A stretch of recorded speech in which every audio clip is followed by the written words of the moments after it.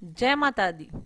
Class eighth की it's so happened book जो supplementary reader है क्लास एट्थ की, उसका सेकंड चैप्टर करने जा रहे हैं जिसका नाम है चिल्ड्रन एट वर्क। चिल्ड्रन काम कर रहे हैं, मतलब एट वर्क, काम पर हैं। तो मतलब कैसे चिल्ड्रन वर्क करते हैं, जैसे कि कोई गरीब है, कोई नीडी है, कोई घर छोड़ के भाग गया है। बहुत सारे ऐसे रीजन होते हैं जिनकी वजह से बच्चे काम करते हैं। So before you we are going to read this chapter, we are going through these lines that there are many reasons why children have to work. यहाँ पे बहुत सारे कारण होते हैं कि बच्चों को काम करने पड़ते हैं। Some help their family make a livelihood. कईयों को अपनी फैमिली की लाइवलीहुड के लिए काम करना पड़ता है ताकि मतलब उनके घर में पैसे आ सके, वो खाना पीना खा सकें, कर सकें। Others who run away from unhappy homes need to support themselves. और कुछ घर से भाग जाते हैं क्योंकि अनहैप्पी होम्स का मतलब वो घर पे खुश नहीं होते हैं, उनके घर में कुछ दिक्कत होती है, इसलिए वो अपने घर से भाग जाते हैं और फिर उनको खुद को सपोर्ट करने के लिए भी काम करना पड़ता है। Children who have to work hard go to school and play like other children of their age. जो बच्चे काम करते हैं वो स्कूल भी नहीं जा सकते हैं और खेल कूद भी नहीं सकते हैं, जैसे उनकी खुद की एज के बच्चे जो करते हैं वैसा वो नहीं कर पाते हैं। ये बहुत ही ब्यूटीफुल सा चैप्टर है। इसमें आपको ये पता चलेगा कि कैसे जो बच्चे, छोटे बच्चे जो अभी स्टार्टिंग में अभी अब मैंने बताया कि बहुत सारे रीजन होते हैं कि बच्चे काम करते हैं, उनमें से एक रीजन यहाँ पे भी दिया हुआ है इस चैप्टर में।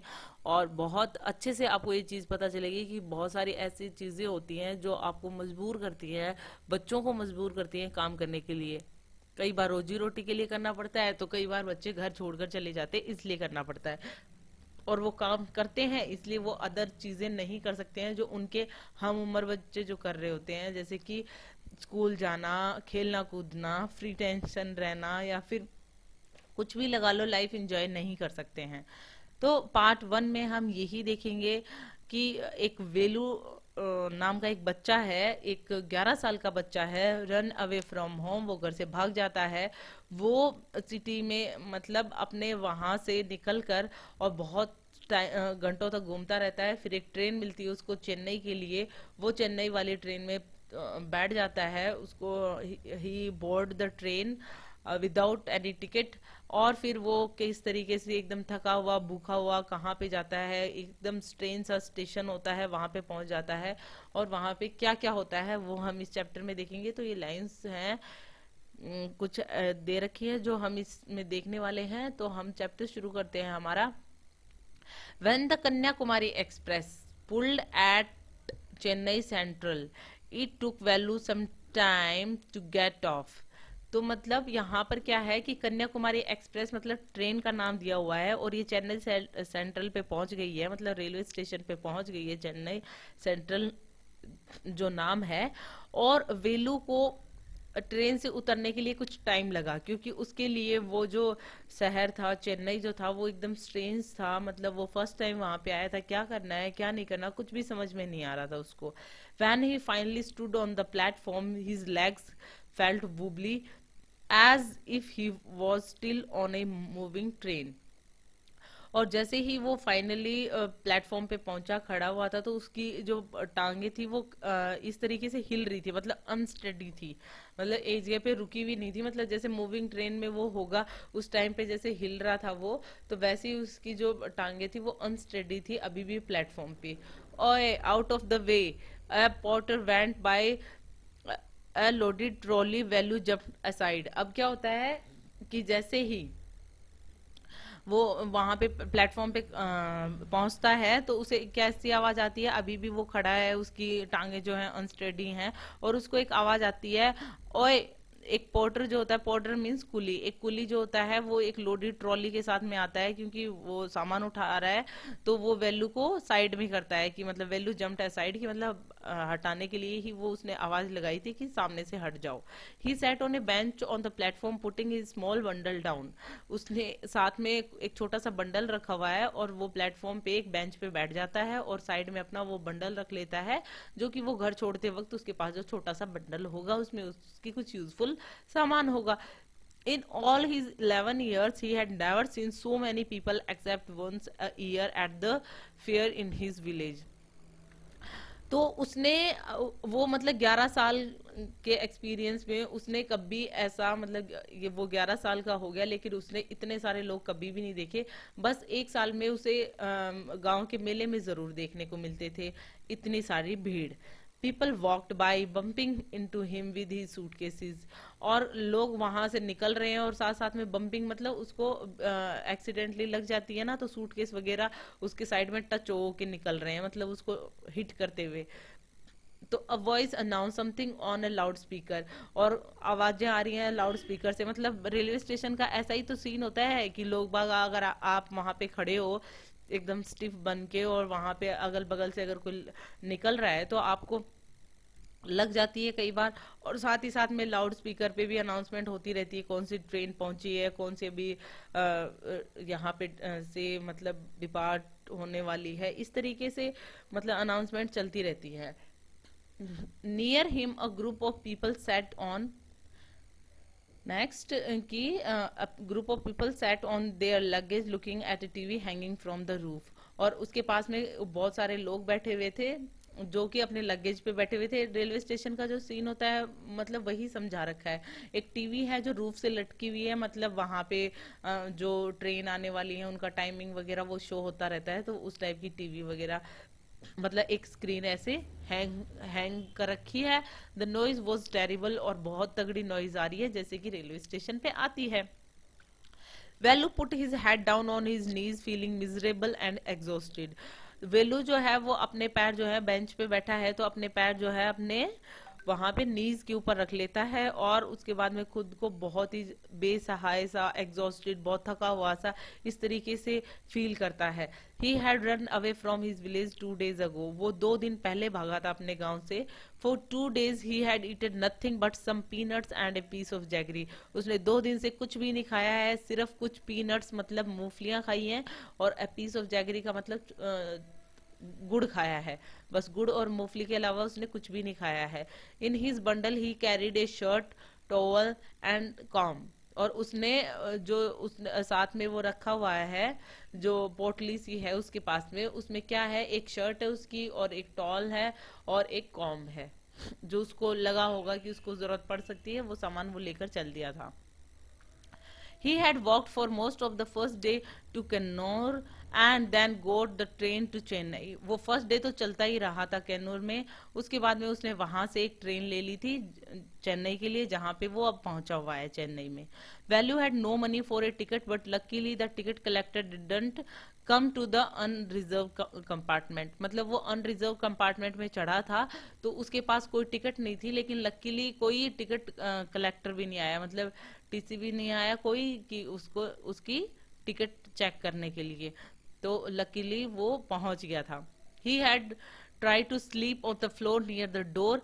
उसने ट्रेन में सोने की कोशिश भी की थी ट्रेन के दरवाजे के पास में, लेकिन वो सो नहीं पाया था। क्यों? A group of man next to him had played card and shouted all night. क्योंकि कुछ लोग उसके पास में बैठे हुए थे जो कि पूरी रात कार्ड खेल रहे थे और शाउट कर रहे थे, मतलब चिल्ला रहे थे। मतलब कार्ड्स कौन भाई आराम से खेलता है, तो वो अपने आवाजें निकाल रहे होंगे और कार्ड्स खेल रहे होंगे। तो इस वजह से वैल्यू को पूरी रात नींद नहीं है ट्रेन में। ए व्हाट ना new to town eh called out a rough voice. एक आवाज आती है उसको, ए क्या तुम इस टाउन में नए हो क्या, इस तरीके की आवाज आती है। Velu open his eyes. वेलू अब नी के ऊपर अपना सर रख के जो बैठा हुआ था, जैसा कि आप पिक में देख सकते हो ऐसे बेंच के ऊपर नीज पे सर रख के बैठा हुआ था, लेकिन एक साउंड आई तो इसने ऊपर देखा। ओके, तो ऊपर इसने क्या देखा, एक रफ वॉइस में आवाज आती है, Velu open his eyes and there was a lot of people standing around but nobody was looking at him.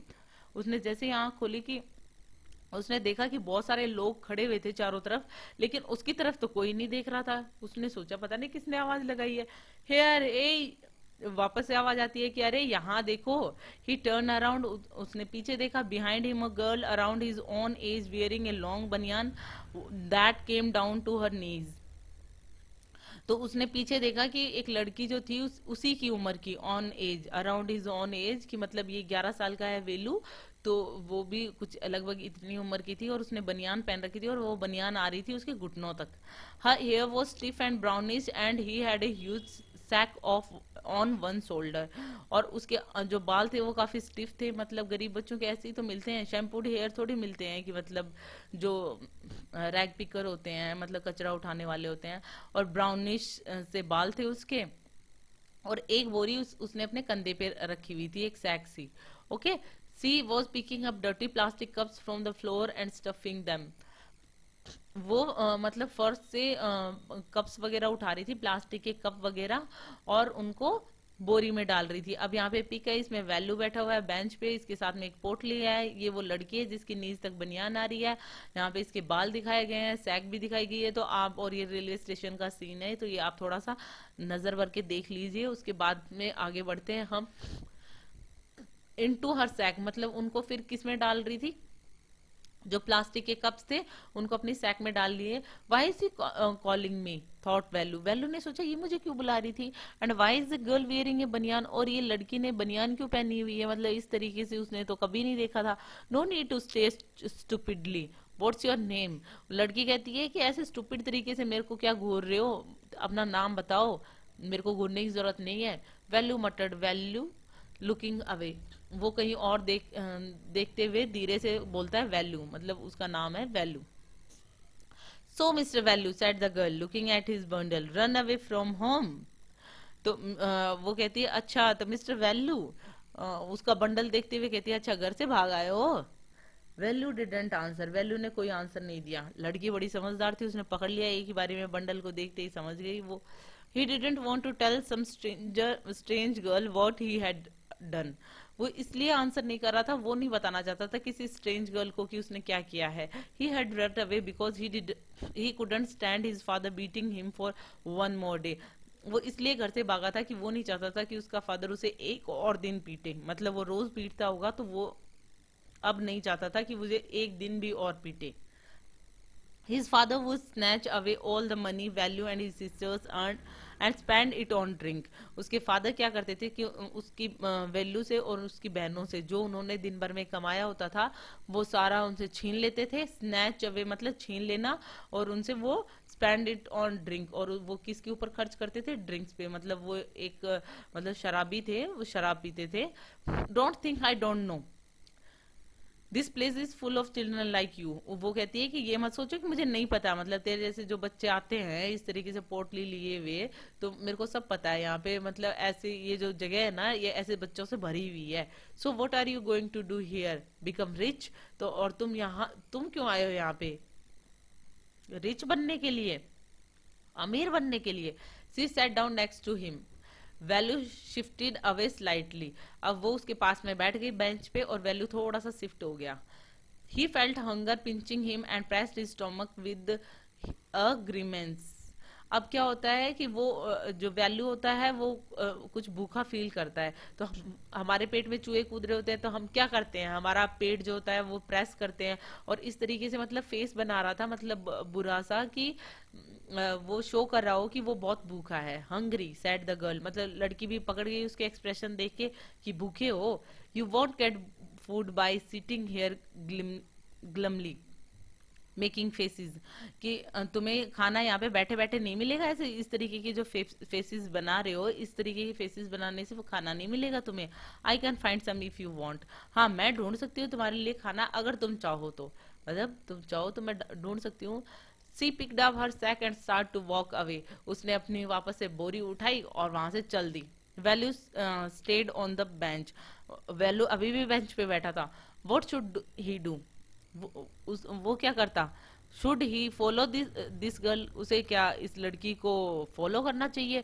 Where was she going to take him, और वो उसे कहाँ लेकर जाएगी। She was disappearing into the crowd so he had to make up his mind quickly. तो अब वो मतलब भीड़ में खोती जा रही थी, मतलब काफी भीड़ थी, तो आगे आगे जैसे जाती जा रही थी तो ऐसा लग रहा था कि क्राउड में डिसअपियर हो जाएगी ये। तो उसे फटाफट अपना माइंड मेकअप करना पड़ेगा कि मुझे इसके साथ जाना चाहिए या नहीं जाना चाहिए, उसे क्या करना चाहिए, उसे फॉलो करना चाहिए या नहीं करना चाहिए, उस लड़की को वो कहाँ लेकर जाएगी, ये सारा कुछ सोचो और फटाफट डिसाइड करो कि तुम्हें क्या करना है। ऑल राइट ही डिसाइडेड, उसने डिसाइड कर लिया कि ठीक है।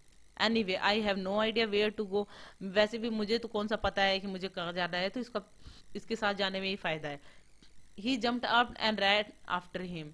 वो फटाफट जम्प्ड अप मतलब बेंच से उतरा और उसके पीछे हो लिया, पीछे दौड़ने लगा। He wasn't even looking back to see where he was, और she wasn't even looking back मतलब वो यहाँ तक कि पीछे मुड़ के भी नहीं देख रही थी कि मतलब वो कहाँ आ रहा है, आ भी रहा है या नहीं आ रहा, उसे क्या मतलब, उसने तो जो कहना था वो कह दिया। तो यहाँ पे कुछ वर्ड्स भी लिखे हुए, ग्रीमेस मतलब ट्विस्टेड एक्सप्रेशन की मतलब उसे भूख लगी थी, ग्लमी मतलब इस तरीके का फेस बनाने से, सैड सा फेस बनाने से तुम्हें खाना नहीं मिलने वाला, मैं तुम्हारी हेल्प कर सकती हूँ अगर तुम चाहो तो। अब पार्ट 2 पढ़ने वाले हैं, बहुत ही इंटरेस्टिंग चैप्टर चल रहा है हमारा। स्टार्ट करते हैं। He caught up with the girl as he was leaving the station. वो स्टेशन को से जाने ही वाली थी, उससे पहले उसने लड़की को पकड़ लिया, मतलब पहुंच गया उस लड़की तक दौड़ते हुए। When they got to the road, Velu found that the vehicles kept coming and never stopped for anyone. उसने देखा कि रोड पे जाकर कि क्या बात है, यहाँ पे तो व्हीकल्स एक के पीछे एक आ रहे हैं और रुक ही नहीं रहे, किसी के लिए भी नहीं रुक रहे, ऐसा तगड़ा ट्रैफिक दिखा उसने। Smoke and dust flew at him from all sides, making his head spin. हर चारों तरफ से जो धुआं और जो डस्ट है वो इस तरीके से उड़ रही है, उसको तो ऐसा लग रहा है जैसे उसका सर चकरा रहा हो, मतलब हेड स्पिन मतलब हेड डेक, जैसे सर घूम रहा हो उसका, ऐसा फील हो रहा था। They had to wait for a long time before they could find a gap to run through. उनको काफी वेट करना पड़ा था, तब उनको गाड़ियों का जैसे हम देखते हैं बड़ी बड़ी सिटीज में, तो ये चेन्नई की, भाई चेन्नई में भी ट्रैफिक होगा और वो भी रेलवे स्टेशन के बाहर तो होना ही होना है, तो उनको काफी टाइम वेट करने के बाद में उनको गैप दिखाई दिया कि अब हम यहाँ से जा सकते हैं। Velu kept hesitating and the girl finally dragged him to the other side. Velu तो अभी भी हेजिटेट कर रहा था कि भाई थोड़ा सा गैप है, इसमें से कैसे निकलूंगा, मतलब गाड़ियां कंटिन्यूसली आ रही हैं, तो लेकिन लड़की ने क्या किया, उसको फटाफट हाथ पकड़ा और ड्रैग करते हुए घसीटते हुए दूसरी साइड ले गई उसको, मतलब फटाफट खींच लिया उसको। What do you think you are doing grazing cows, कि तुम क्या सोच रहे हो, तुम कोई यहाँ पे गाय चरा रहे हो, मतलब इतने आराम से निकलोगे, ये रोड है, ये कोई मजाक है। तो देखो आप यहाँ पे ये लड़की कैसे इसको ड्रैग करके अंदर साइड ले जा रही है और किस तरीके से ट्रैफिक है एकदम। फिर आगे हम देखते हैं, if you stand around in the middle of the road like that you will be chutney, मतलब बीच में इस तरीके से खड़े होके सोच रहे हो कि जाऊं नहीं जाऊं कैसे जाऊं, तो कोई गाय चराने के लिए आए हुए हो, अगर इस तरीके से थोड़ा सा और खड़े रहे ना तो अब तक चटनी हो जाती तुम्हारी, इस तरीके से खड़े होगे ना रोड के बीच में तो तुम्हारी चटनी बन जाएगी। चटनी मतलब बिल्कुल क्रश हो जाओगे और killed. So values heart was still beating fast, value का की दिल की धड़कनें तो तेज हो गई, भैया उसने तो ऐसा कभी सीन देखा नहीं था, ये हो क्या रहा है। He looked back at central station and the traffic speeding by. वो बेचारा दूसरी साइड पहुंच के देख रहा है कि भैया कभी रेलवे स्टेशन को देख रहा है, कभी वो ट्रैफिक को देख रहा है कि क्या बात है। How had they managed to come through that, उसको तो अभी भी विश्वास नहीं हो रहा है कि इन सब के बीच में से वो निकल के इस साइड आ कैसे गया। They walked along the side of the road under some, तो वो रोड की अब साइड साइड में चल रहे हैं under some huge sign boards. और आपको पता ही है रोड के साइड में साइन बोर्ड्स तो होते ही हैं, तो साइन बोर्ड्स लगे हुए हैं और उनके नीचे से वो चल रहे हैं रोड पे। Velu looked up at the picture banians car tyres pants a women holding a box. वो देख रहा था कि मतलब जो पिक्चर्स बनी हुई थी जो वहां पे साइन बोर्ड्स के ऊपर, और वो देख रहा था कुछ पिक्चर्स एडवर्टाइजमेंट की लगी हुई है, किसी पे बनियान्स बनी हुई थी, किसी पे कार टायर्स पैंट्स वगैरह की, या वुमेन होल्डिंग ए बॉक्स, इस तरीके की चीजें वो देख रहा था पिक्चर्स में। आपने भी देखी होंगी, ये बहुत सारे एडवर्टाइजमेंट्स लगी रहती हैं रोड साइड में, it's not unique thing. The writing was all in English so he didn't know what it meant, और उसे पढ़ना लिखना नहीं आता था, इसलिए जो भी कुछ लिखा हुआ था उन बोर्ड्स पे वो सब इंग्लिश में था, उसको तो समझ में कुछ आ नहीं रहा था। The girl turned on to a wide bridge and walked up, उसने जो लड़की थी उसने एक चौड़े से ब्रिज के ऊपर टर्न किया और उसके ऊपर चढ़ने लग गई। Value stopped and peeped over the railing, value जो था वो ब्रिज पे चढ़ के रुक गया और रेलिंग के ऊपर से देखने लगा कि क्या बात है, ये भी क्या नजारा है। Under him the road ran into the city, और ऐसा ही होता है ब्रिज, जो सिटीज में जो ब्रिज बनाए होते हैं वो इसीलिए बनाए होते हैं ना, उसके नीचे से एक रोड भी रहती है, तो वो रोड देख रहा था ऊपर से कि क्या बात है, ऊपर से देख रहा है कि नीचे रोड जा रही है सिटी के अंदर। In the distance he could see huge buildings and towers and more roads, वो देख रहा है दूर तक उसको दिखाई दे रहा है, बड़ी बड़ी बिल्डिंग्स हैं, टावर्स हैं और टावर्स हैं और और भी बहुत सारे रोड्स हैं। See that big building with the wall around it, वो देखो बड़ी सी बिल्डिंग है, उसके चारों तरफ वॉल है। If you are not careful you will be soon be counting bars there. और वो क्या कहती है कि लेकिन अगर तुम केयरफुल नहीं रहे ना तो उसी बिल्डिंग में वहां पे अब बार्स गिन रहे होंगे तुम।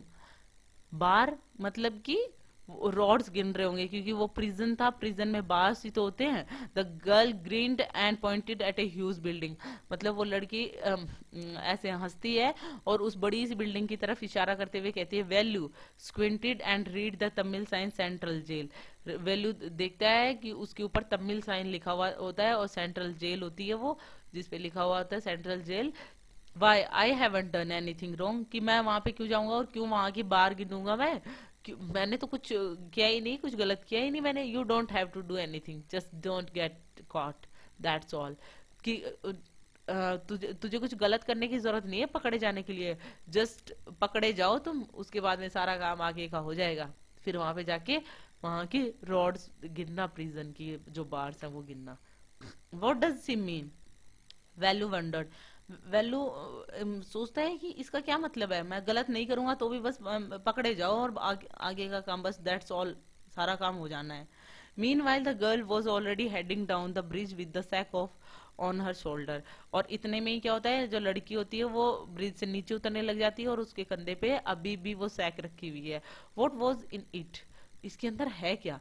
He has seen her putting plastic cups into it at the station. वो देख रहा था इसमें है क्या, इसमें प्लास्टिक कप्स तो उसने देखे थे डालते हुए उसको स्टेशन पे। What are you carrying in that bag? वो पूछता है कि इस बैग में तुम क्या कैरी कर रही हो? Things, bottles, papers, paper. तो वो कहती है चीजें डाल रखी है बस, जैसे बॉटल्स पेपर वगैरह डाल रखे हैं मैंने इसमें। अच्छा। Value wondered what she was doing with them, but she felt shy to ask any more questions. सोचता है कि इन सब चीज से ये करेगी क्या, मतलब इनसे क्या करते होंगे लोग बाकी, ये क्यों उठा रही है बोतल पेपर वगैरह, लेकिन उसको शर्म आ जाती है कि यार कितने और क्वेश्चंस पूछेगा तू। I was It was still morning, but the sun blasted down on the tar and Value's bare feet burned.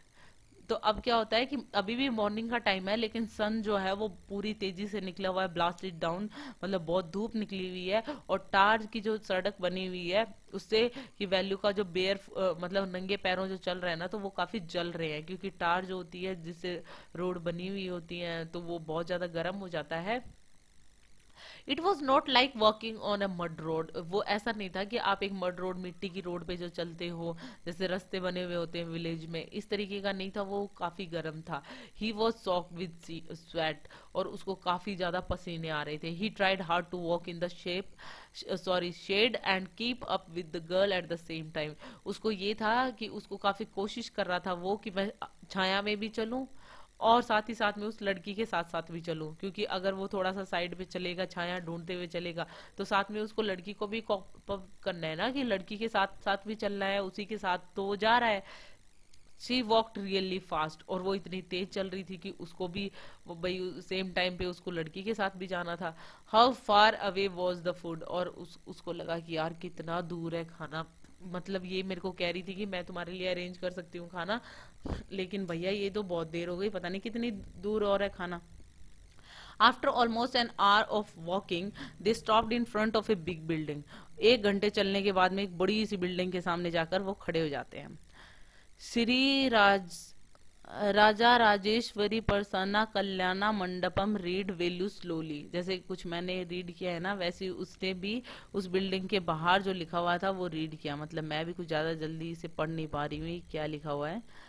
और ये कोई मंडप है, यहाँ पे कोई शादी वादी होने वाली है। श्री राजा राजेश्वरी प्रसन्ना कल्याणा Mandapam. A sign with letters made of flowers that groom जेवी विनेगन और ब्राइड रानी, इस तरीके से मतलब फ्लावर्स से उस पे लेटर्स से लिखा हुआ था दूल्हा और दुल्हन का नाम। ओके, ब्राइड एंड ग्रूम के नाम लिखे हुए थे। Value stayed at the big cars parked outside, और वैल्यू जो था वो बड़ी बड़ी गाड़ियां जो उस बिल्डिंग के बाहर खड़ी हुई थी उनको घूर रहा था। One of the car had a flower garlands and rose tapped on to it. और उसके उनमें से एक कार के ऊपर बाहर एक फूलों की माला लगी हुई थी और भी रोजेज लगा रखे थे उस गाड़ी पे। मतलब ऑफ कोर्स वो दूल्हे की गाड़ी होगी, उसमें दूल्हा जाने वाला होगा भाई दुल्हन को लेके। द गर्ल लुक्ड अराउंड, लड़की चारों तरफ देखती है। Pulled one of quickly and stuck it in her hair. तो मतलब फटाफट एक फूल निकालती है उस गाड़ी में से और अपने बालों में लगा लेती है।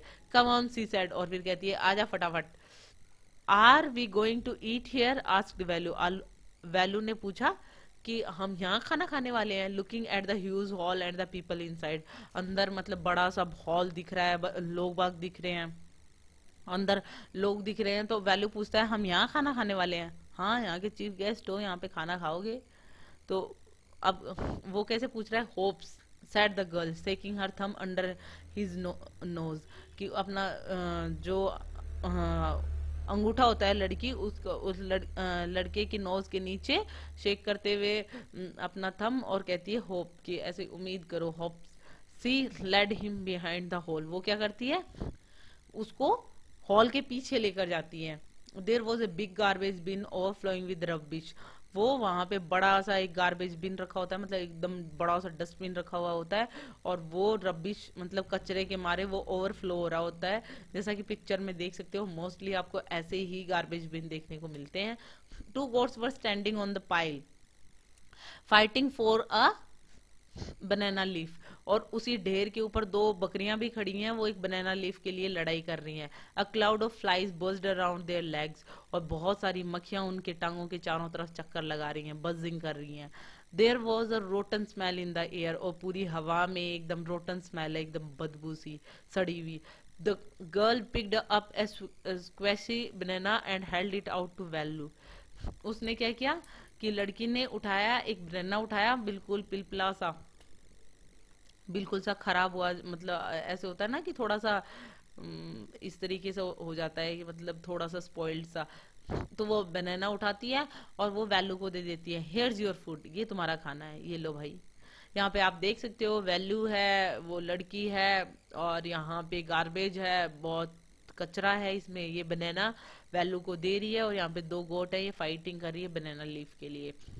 ओके, तो वैल्यू क्या कहता है जब वो बनाना देती है? Here is your food. Velu वो soft, are you going to eat their leftovers, क्या तुम उनका छोड़ा हुआ खाना खाओगी? छे, what do you think I am a dog, कि वो कहती है छी, वैल्यू कहता है छी, क्या सोच रही हो तुम, मैं कोई कुत्ता हूँ? I only take untouched food, मैं तो सिर्फ अनटच्ड फूड खाता हूँ, मतलब कि बिना इस तरीके से फेंका हुआ। हियर सम मोर कैच, उसने फिर कुछ कैच करवाया। सी थ्रू हिम अ वड़ा, अब की बार उसने वड़ा फेंका। Value looked at it with distaste, value उसकी तरफ देखता है कि बिल्कुल इंटरेस्टेड नहीं हूं मैं, ये क्या इसमें डस्टबिन से निकाल निकाल के कभी तो बनाना दे रही है, कभी वड़ा दे रही है, क्या है ये? तो वो लड़की क्या कहती है? Come on hero, eat it, खा ले। You think I like it, क्या तुम्हें लगता है कि ये मतलब मेरे को पसंद है? I told you I will find you something to eat, मैंने तुम्हें कहा था कि मैं तुम्हारे लिए कुछ ढूंढ दूंगी। Don't think I have money to buy food for you, तुम ये मत सोचो कि मेरे पास पैसा है मैं तुम्हारे लिए खाना खरीद के दूंगी जो। You would better eat what you get until you have your own money, अच्छा है तुम यही खाओ जब तक कि तुम्हारे पास खुद का पैसा नहीं होगा खरीदने के लिए, तब तक तुम ऐसे ही खाना खाओ।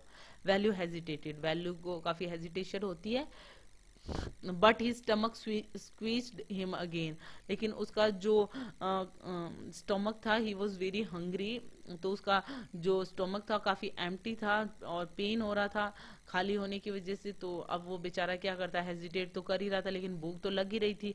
ही gulp down the banana and vada, उसने फटाफट खा लिया। मतलब गल्प डाउन का मतलब स्वेलोड क्विकली विदाउट चिविंग, की मतलब फटाफट वो केला और वड़ा खा लिया उसने। His stomach felt better immediately, अब उसके पेट को इमीडिएटली अच्छा लगने लग गया। He could even eat he could have eaten at least 10 times more, but the girl could find only one more banana which she ate herself. वो 10 times और खा सकता था, मतलब उसका पेट अभी भरा हुआ नहीं था, लेकिन लड़की को कुछ और मिला ही नहीं, सिर्फ एक और बनाना मिला, वो उसने खुद ने खा लिया। आगे देखते हैं हम। It's too early, they have only eaten tiffin. उसने क्या कहा उस लड़की ने कि अभी बहुत जल्दी है, उन्होंने अभी तो सिर्फ टिफिन खाया, मतलब ब्रेकफास्ट किया है। स्नैक्स, सॉरी आप ये कह सकते हो स्नैक टाइप में, कि स्नैक्स किए हैं अभी तो, थोड़ा सा खाया है। If you are still hungry you will have to wait for them to finish lunch.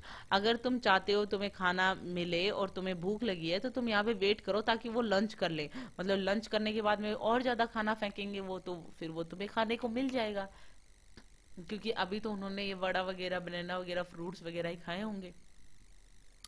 So lunch finish हो जाएगा तो उसके बाद में और जो खाना फेंकेंगे वो तुम खा सकते हो। You can wait if you want, तुम चाहते हो तो तुम यहाँ पे वेट कर सकते हो। I have to work, I am going, मेरे को तो काम करना है, मैं जा रही हूँ। She picked up a couple of bottles from the heap and threw it into her sack. अब क्या करती है वो, वहां से वो जिस कचरे से वो खाना ले रही थी, मतलब बनाना और वड़ा लिया था, तो वहां से कपल ऑफ बॉटल उठाती है, मतलब 2 बोतल्स उठाती है उस कचरे के ढेर से और अपनी बोरी में डाल लेती है, और and then she walked off, और फिर वहां से चली जाती है। वैल्यू पैनिक्ड, वैल्यू सोचता है ये क्या है भैया, अब वो बेचारा वापस से पैनिक हो गया। He realise that if the girl left him he had no idea where he was and what to do. उसको पता था, उसने ये रियलाइज कर लिया था कि अगर लड़की उसे छोड़कर चली गई तो उसके पास कोई आइडिया नहीं है कि वो कहाँ पर है और उसे क्या करना है। उसके लिए तो वो सिटी बिल्कुल नया था। It was better to stick to her, she seem to know her way around. उसने सोचा कि फायदा है कि इस लड़की से चिपक के रहो, स्टिक टू हर मतलब इसके साथ में रहो, ताकि, और इसको सब कुछ पता है कि मतलब इसके चारों तरफ सारे रास्ते वगैरह इसको सब पता है। She ran after, sorry he ran after her again, अब वो उसके पीछे फिर से भागने लग गया। Hey he called, he did not even know the girl's name. उसने बोला कि मतलब जैसे वो जा रही थी पीछे से आवाज देता है ए, और उसके बाद में उस लड़की का नाम वो जानता नहीं था। ए व्हाट इज योर नेम, ए तुम्हारा नाम क्या है। He asked hurrying behind it, वो उसके पीछे भागते भागते और पूछता है उससे नाम कि तुम्हारा नाम क्या है। She stopped and turn around, वो रुकती है और पीछे मुड़ती है। ओहो, so you have been following me around without even knowing my name Jaya. तो वो कहती है कि अच्छा तुम मुझे कब से फॉलो कर रहे हो और तुम्हें मेरा नाम तक नहीं पता है। फिर वो बता देती है अपना नाम, Jaya. I am not following you, मैं तुम्हारा पीछा नहीं कर रहा हूँ। What then, who got you food, तो तुम और क्या कर रहे हो, तुम्हें खाना किसने दिया। Can I come with you, क्या मैं तुम्हारे साथ आ सकता हूँ। वैल्यू कहता है वेयर आर यू गोइंग, तुम जा कहाँ रही हो। कम इफ यू वॉन्ट, तो लड़की कहती है अगर तुम चाहते हो तो आ जाओ। This bag is full, I have to go home to get another one, कि ये जो थैला है ये भर चुका है, अब मैं घर जा रही हूँ, मैं घर जाकर दूसरा ये जो सैक है ये दूसरा चेंज करना है मुझे, दूसरा लेकर आऊंगी, दूसरा बैग लेकर आऊंगी, ये फुल हो गया है। अब पार्ट 3 हम देखेंगे। पार्ट 3 में कुछ आउटलाइन दी हुई है कि इसमें क्या होने वाला है, तो पार्ट 3 स्टार्ट करते हैं। Jaya and Value walked along the road for half an hour until they came to bridge across a dirty trickle of water. अब क्या होता है कि जया और वैल्यू जो है वो रोड की साइड में चल रहे हैं आधे घंटे से, फिर उसके बाद में वो एक ब्रिज पे आते हैं जो कि पानी बिल्कुल गंदा पानी भरा हुआ है, उसके ऊपर से एक ब्रिज होता है, वहां पे पहुंच जाते हैं। वी आर इन ट्रिप्लिकेन, वो क्या कहती है, we are in Triplicane now, कि हम अभी ट्रिप्लिकेन में हैं। See that's Buckingham canal, said Jaya. Jaya क्या कहती है, देखो ये नीचे ये जो है ये बंकिंगम कैनाल है, मतलब उसके साथ मजाक कर रही है, वो गंदा पानी जो बह रहा था उसको देख के कह रही है। वैल्यू स्टेड, वैल्यू घूरता है। दिस वॉज अ कैनाल, ये कैनाल थी। Near some puddles of water was the row of the strangest huts he had ever seen, और उसके बाद में उस पानी जो गंदा पानी भरा हुआ था, पडल्स मतलब गड्ढे, जगह जगह पे गड्ढे होते हैं ना जिसमें रेन वाटर इकट्ठा हो जाता है, तो पडल्स ऑफ वाटर होता है, एक रो में बहुत सारे गड्ढे गड्ढे होते हैं, पानी पानी होता है, और उसके साथ में क्या होते हैं, स्ट्रेंज सी हट होती है, मतलब अजीब सी, उसने पहले नहीं देखी होती है ऐसी हट्स। तो they were built out of all sorts of things, metal sheets, tyres, bricks, wood and plastic. क्योंकि वो इतनी स्ट्रेंज क्यों थी, क्योंकि वो सबसे बनी हुई थी, सारी चीजें मिलाकर बनी हुई थी, मतलब उसमें मेटल शीट भी थी, टायर्स भी थे, ब्रिक्स भी थी, वुड भी था और प्लास्टिक भी था। ईंट, टायर, लकड़ी, प्लास्टिक, जो मेटल सीट्स कुछ भी मिल रहा था उन्हीं से वो हट बनी हुई थी। They stood crookedly and looked as if they would fall any moment, कि मतलब इस तरीके से वो खड़ी हुई थी, मतलब जो हट्स थी ना वो मतलब स्ट्रेट नहीं थी, क्रूकली मतलब कुछ टेढ़ी मेढ़ी सी बनी हुई थी, ऐसे लग रहा था और ये कभी भी गिर सकती है। Is this where you live, ये क्या वो जगह है जहाँ पे तुम रहती हो? These houses are strange said Velu, Velu ने कहा ये घर तो काफी अजीब है।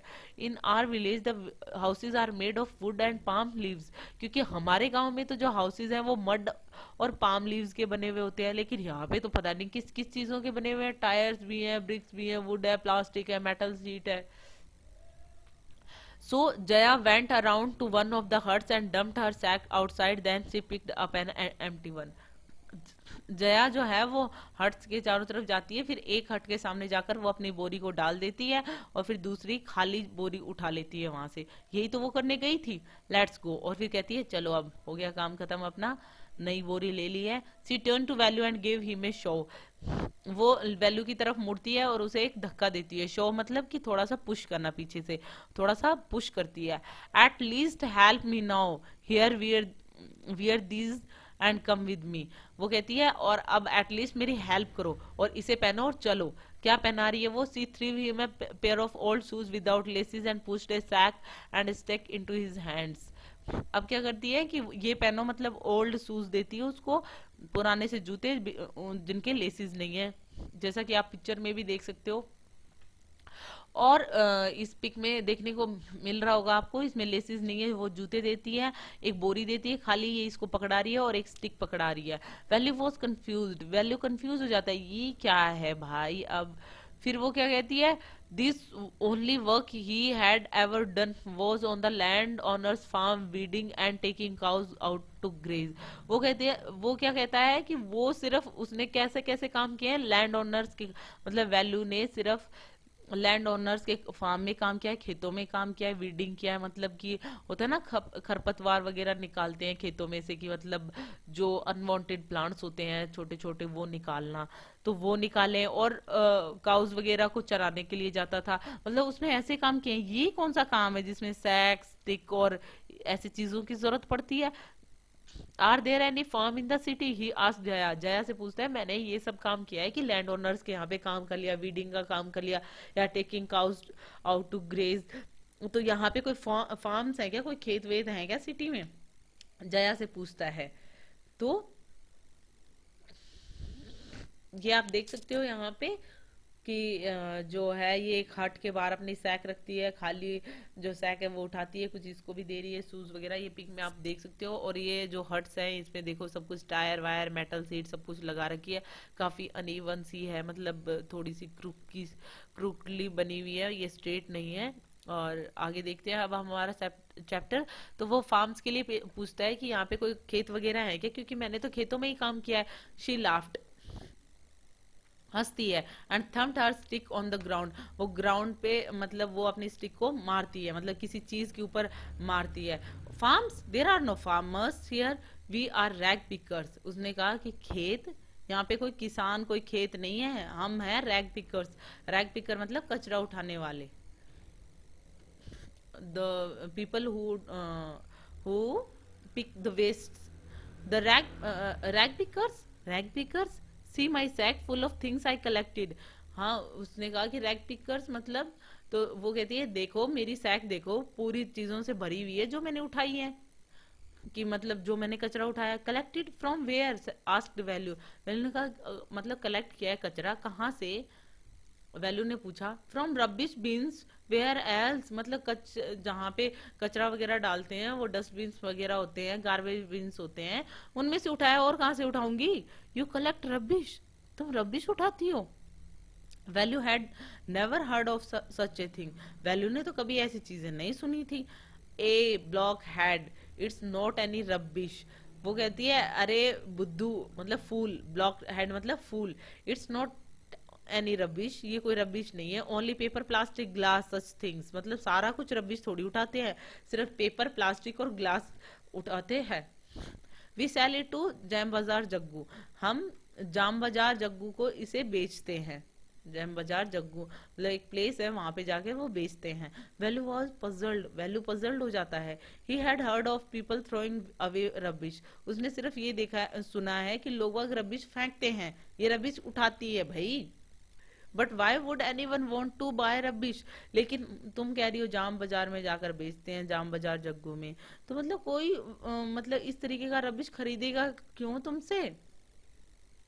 देन हु जाम बाजार जग्गू, और ये जाम बाजार जग्गू कौन है? Why is he buying all this, और वो ये सब कुछ रबिश चीजें तुमसे खरीदता क्यों है?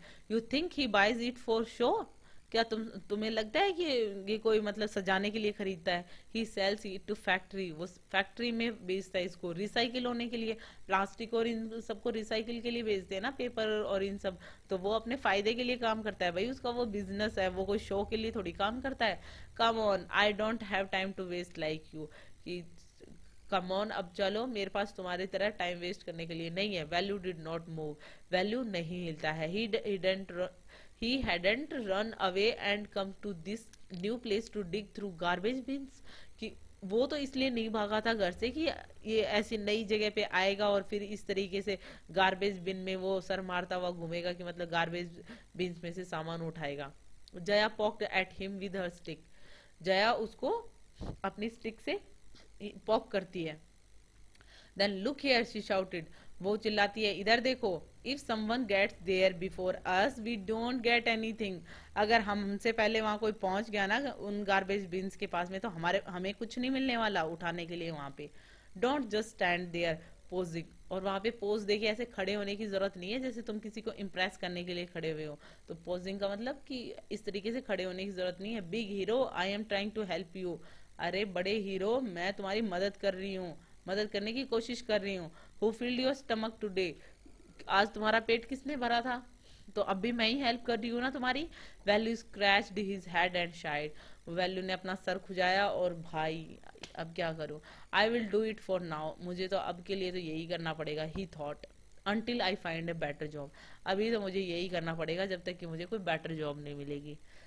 ये गीता वुल्फ, अनुष्का रविशंकर और अरिजीत सिंह सेन, ये तीन जो राइटर हैं, गीता वुल्फ लेडी हैं, अनुष्का रविशंकर लेडी हैं और अरिजीत सिंह एक मतलब मेल हैं, और इन तीनों ने मिलकर ये जो है from trace on rag pickers children and recycling, उससे ये चैप्टर जो है इनके द्वारा लिखा गया है।